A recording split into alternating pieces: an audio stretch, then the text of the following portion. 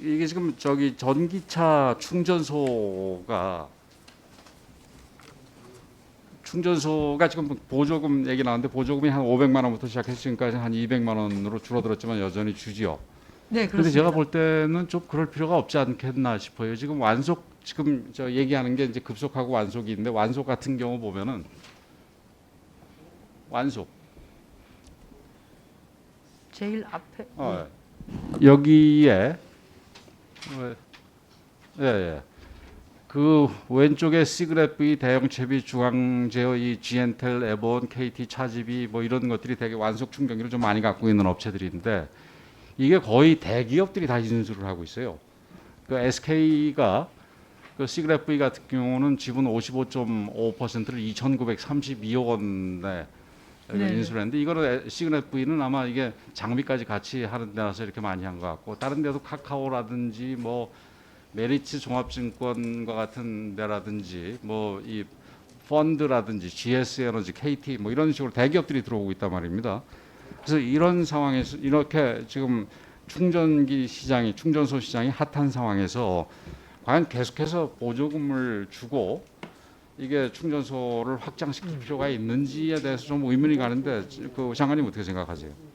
아까 뭐 조금 얘기하시는 것 같은데. 예, 지금 저런 식으로 이제 인수합병 이렇게 해서 사실 투자 확대가 되는 것은 충전 시장 전반적으로 봐서도 굉장히 긍정적인 거라고 보고요. 말씀 주신 것처럼 이제 그럴 것 같으면 저기 이게 이제 보조금이 계속되는 것이 맞는지에 대한 지금 여기서 보시다시피 검토도 해야 될 것 이 같습니다. 보조금 받아가지고 그냥 네. 보조금 거의 뭐 보조금 받으면 더 이상 그 비용이 거의 안 들어가다시피 하는데 이 지분 팔 때 보면 엄청나게 비싸게 주고 팔아요. 뭐 지금 1조 8천억 원 아니지만 네. 그래도 굉장히 많은 돈을 민간업자들이 벌고 있단 말이에요. 그래서 민간업자들한테 돈 주기 위해 가지고 이 보조금을 굳이 돈 벌게 하기 위해서 보조금을 줄 필요가 없다 생각이 되니까 네. 이 부분은 좀 검토를 해 보시기 바라겠습니다.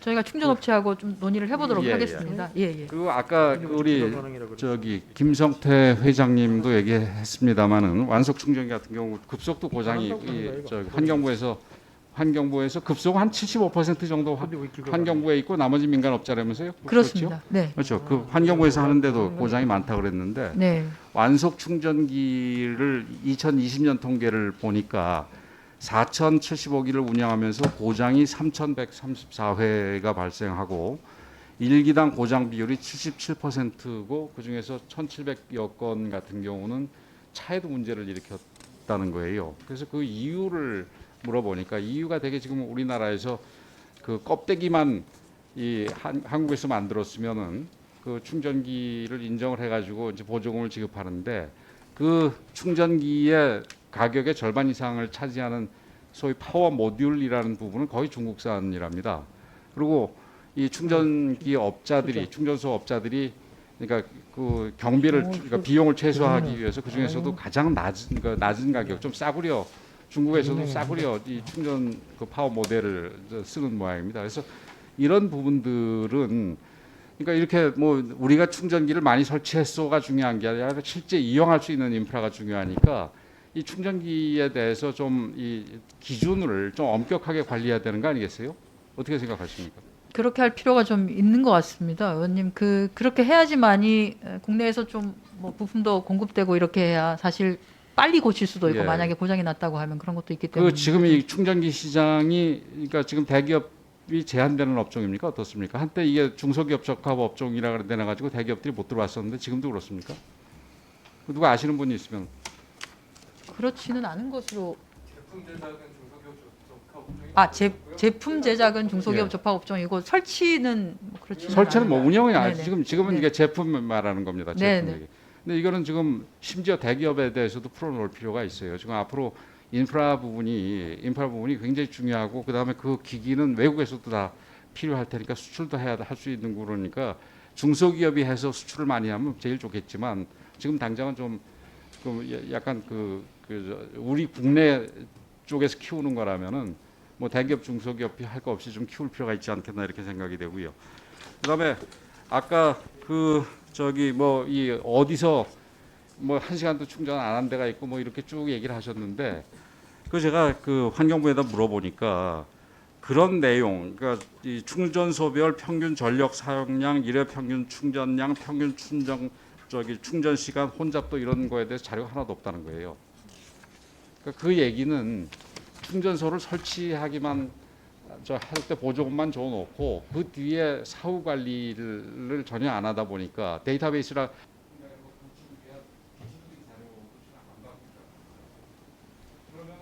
나중에 이게 충전소가 지나치게 한쪽으로 몰려있다든지 한쪽으로 전혀 부족하다든지 이런 거에 의해서 이 대체하기 위해서라도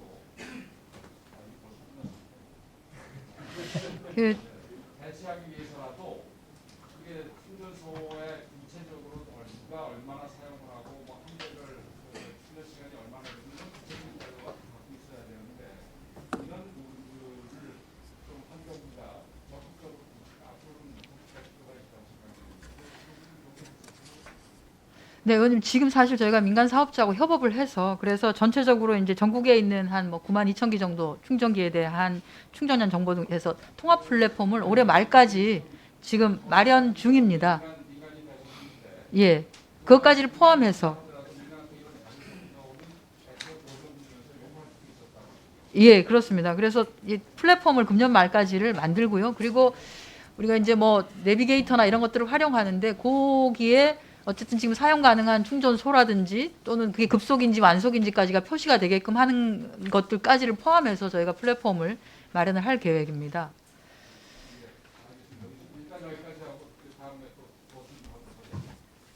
예, 권영수 의원입니다.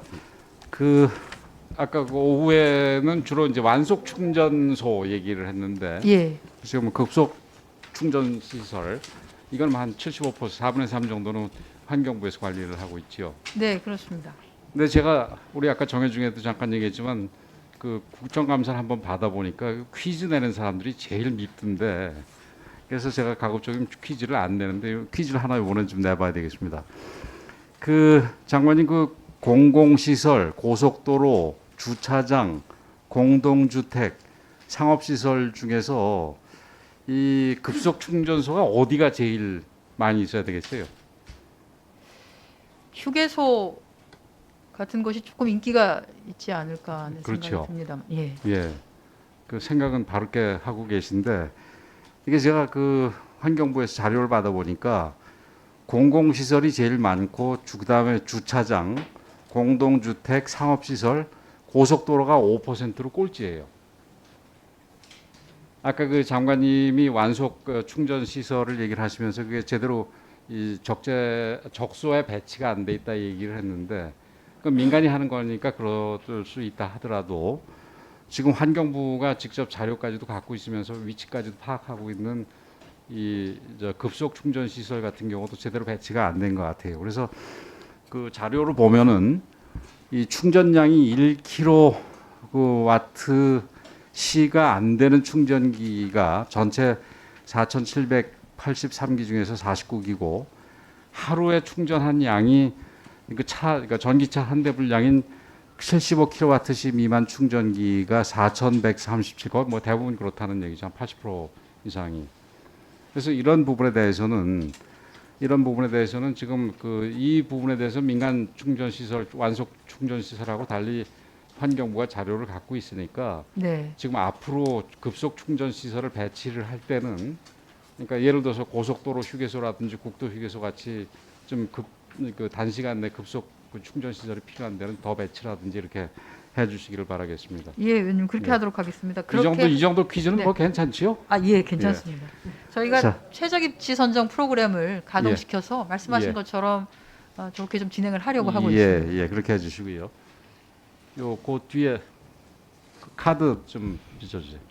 저거 뭔지 아세요, 우리 장관님? 아, 전기차 충전할 때 왜냐하면 이제 충전소를 설치하는 기관이 좀 다르다 보니까 예. 결제하는 방식이 좀 예, 저 한 뭐 달라서. 10개 가까이를 쥐고 예, 있는데 이게 다 플라스틱이란 말이죠. 예, 근데 이게 이 취지가 뭐 장관님 잘 알고 계시다시피 그러니까 사업자별로 저건 완속일 텐데 사업자별로 충전 요금도 다른데 네, 또 각자 멤버십을 해가지고 그 제도를 채택을 해가지고 예를 들어서 1kW당 뭐 한 300원씩을 받는다면은 평균 저 카드가 있으면 100원씩이란 말입니다. 이거 뭐 굉장히 싸게 해주니까 저 카드를 발급받아야 되는데 이게 물론 민간 사업자들이니까 이걸 뭐 통합하라 어거지로 통합하라 이렇게 할 수는 없겠지만 카드 자체는 저거 하나로 해가지고 거기에 여러 그 이 충전소 사업자들 거를 같이 이렇게 칩 안에 들어가게 할 수도 네. 있을 거란 말이에요. 그래서 이런 부분도 민간 사업자니까 강요는 못하겠지만 환경부가 이 뭐 전기차 이것뿐만이 아니라 이 플라스틱 줄이기 이런 데서도 그 역할이 있는 거니까 그런 식으로 저 유도를 해 나가는 게 필요할 것 같다는 생각이 듭니다. 네, 장관님 어떻게 생각을 하세요?